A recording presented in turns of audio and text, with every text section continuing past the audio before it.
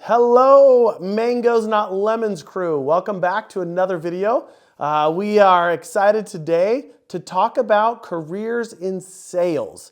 A lot of people, when you're coming of age, when you're in high school, when you go into college, very few people think, I want a career in sales. So we have invited a very good friend of mine, Jeff Jones. He is here. He has a very successful career in sales, and we're going to ask him about what's it like being in sales as a career choice. So Jeff, welcome. Thanks for having me. You're very welcome. So tell us a little bit about your sales background, how many years in sales, maybe some of the fields you've sold in. Sure. How many years? All of my years almost. So, all right, that's a good way to start. yeah, my first year in college, I started working at a bank and I was a bank teller. Okay. And I kind of started working my way up in the bank branch. And a friend of mine was doing mortgages, which is a commission-only sales job. Yep. And he was like, "You're never gonna like make good money in the bank branch." He's like, in sales, when you're making commissions, like that's really where it's at. Like you should be a loan officer. So that was kind of my first official foray into sales and being a mortgage loan officer. But you went to college, you were getting your degree. I was getting my degree, but I never did finish because I got into sales doing mortgages and making good money, making six figures at 20 years old, 21 years old, and felt like a degree wasn't going to make me make more money. And so I didn't actually ever finish college. But your sales career launched at that point. Sales career launched at that point. Mortgages was all about building your own book of business. So your realtor, your builders, your referral partners, working, making sure friends and family knew what you did for a living, and building a business, doing mortgages. So okay, so real quick, so let's touch on this before we move on. On the education side of sales, in all the variety of all the companies you've worked for over the last umpteen years, how important do you feel today some level of degree from a college is important in getting in the door, maybe starting a sales career? I think if you're starting a sales career, a degree definitely helps you get in the door. Of any type? Of any type of job. Okay. But yes, a degree of any type, just doesn't matter what it's in. It could be in agriculture. So if I got my degree in history and agriculture, yeah, that I can show I got a bachelor's, I stuck with it for 4 years, yep. That will help me in landing. I think that'll help you get into sales. And I think that the golden opportunity of sales is that you have more control over your own success and your own income than you do in any other job. So let's talk about, degree can matter. In today's, more and more companies are asking for it to try to separate. They do say degree and or equivalent experience, but I think I'm with you that in this situation, a degree would put you above the rest. Yeah, especially if you're just getting into sales. And don't have the numbers or the sales to prove yourself. Where I've done it for 30 years, almost, I don't think that a degree necessarily would help me right now. Unless I wanted to get into something specialized, like a medical equipment sales or certain types of engineering sales, things like that. There are specialty sales where you do need a degree. But in general, I think you can work your way up and be successful. Okay, so let's talk pros and cons to a career in sales. What do you love about a career in sales? Like what makes you happy every day doing it? I think one of the things is that it's always different. You're always trying to understand the challenges people are trying to solve for and how the product you're selling fits into that. And you meet a lot of people. You get to meet a lot of people, and not just meet a lot of people, but learn about a lot of cool businesses. Oh yeah. And so that piece of it is fun, that it's always changing. One of the things I love in sales is seeing how companies function. Yeah. In my career, we get to go out and actually see how things are made and see how things are created, and I love that. Yeah, it's really fun. And you meet a lot of cool entrepreneurs in sales too. And then like I mentioned previously, I feel like I'm kind of my own boss. Obviously I have a boss, but I'm in a lot of control of my own success.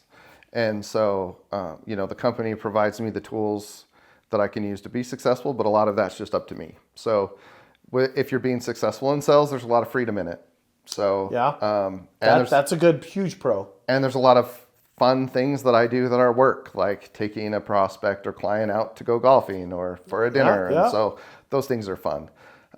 Sometimes it's hard in sales to unplug 100%. That's one of the negatives. I think that's impossible. In sales, your job is never done. You will always be on call and trying to close those accounts. Yeah, and there's also certain times of the year where you can't really step away. So end of quarter, end of the year, like those are wrap in those times sales. where you're trying to get every dollar in you can. And so my wife, for example, knows like when we're planning vacation, not to plan the end of quarter. Yeah. So would you say, is it safe to say one of the negatives in sales is job's never done, but also even if you make, and this is what I've experienced, even if you make a huge sale, 30 days later, the next question is, what's the next one? 100%. What's the next one? Okay, where's your next one? Yep, 100%. You've got to always, no matter how successful you are, you've always got to be prospecting, building pipeline. Yeah. Yep. So how important, today's day and age, right? How important is social media platforms like Facebook, like LinkedIn, like Instagram? Is that a critical way to sell nowadays? I think it is. I think with social media, you can learn a lot about the company and the prospects that you're trying to connect with. LinkedIn is a pretty good tool. But yeah, I think with social media, you can find out a lot about what a company's initiatives are, what things they're trying to work on, if they're growing or not. And that helps you be more strategic in the way you target them. Okay, so if I had to say, put you on the spot right now for when you close a deal in a 100% spectrum, what percentage of the deal closure is you, the client is buying you and your trustworthiness and your personality, and what percent is the product or the pricing? Because that's like the crazy thing in sales is people don't realize how critical the sales rep is. 100%. I think that, obviously the product matters. Yeah. Like people aren't going to buy a product they don't actually And need. price. And price. But the salesperson makes or breaks whether or not they even consider that product. Right. If they even talk to you. Yeah. One of the my favorite parts of the sales process is going from that, like where you're cold outreach. Stranger. Yeah. Where you're a stranger and you're in cold outreach and they're too busy and they don't want to talk to you, to where you finally find some common ground and they're like, oh, I do have a problem that you could solve for, and maybe we should talk a little more. And then it turning to where the customer, the prospect that I'm talking to, is now like excited about what I'm selling, and now we're working together to try and make the company purchase it. So what percentage would you say is, so maybe it starts in the beginning, they don't know you at all, right? If they don't know you, they're not going to buy. Right. So when you close that deal, what percentage is the person versus product and price? If you had to split it up. I would say the product is half and the person is half. Oh, see, you're generous. I would say. But I don't think that you even get that far unless they like the sales rep. Right. Like 100% in the beginning stages of selling. It's like 80%. They need to like you. I say it's 100. Like I could be selling the best product in the world that you need, but if you don't like me, you're not going to talk to me. Or if you're too pushy, right. or like the sales rep determines everything in that first phase of the sales process. I totally agree with you. And I've had some sales reps in the past that have been super, super nice sales rep. Everybody will visit with them, but nobody buys from them. They didn't push a close. Yeah. And it was the craziest thing. Everyone was like, I love that person. They're so nice to talk to. But they had some of the lowest closing rates because they couldn't read where to push to get the deal.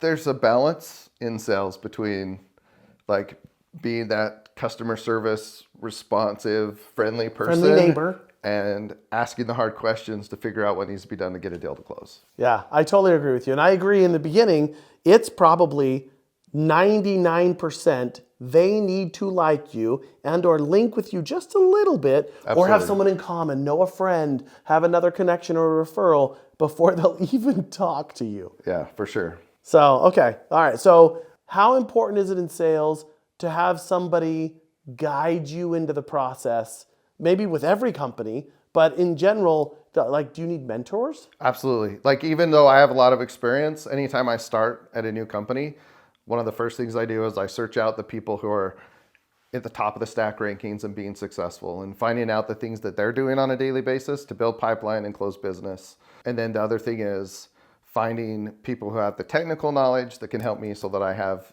that confidence as a seller about what I'm selling. But even though I have a lot of experience in sales, anytime I start a new company, the first thing I'm doing is trying to find a few mentors that can help me be successful. So always be coachable. Absolutely. Always be in a position to learn. There is a common thing in sales. They tend to be a little arrogant. They tend to be a little, okay, I can do best. But in your opinion, you need to be coachable. You need to learn the product, learn the successful salespeople, and you'll have a better opportunity. Yep, 100%. If you're not always trying to improve, you're going to fall behind. We talked positives, we talked negatives, sales career, we talked a little bit on the education side. Are there any more pointers, anything you can think of that would encourage people to try sales, like make it less scary? I think that a couple things. One is if you decide you want to be in sales, learn as much as you can about whatever product you're going to be selling. Okay, so be knowledgeable. Be knowledgeable. There are people out there that think that, I just need to go find the people that want to buy something, then I'll grab someone else that has the technical knowledge to help me when it comes time. And that works to a point, but the more knowledgeable you are as a sales professional, the more people will give confidence in you and give you credit and give you time to have those early conversations with them.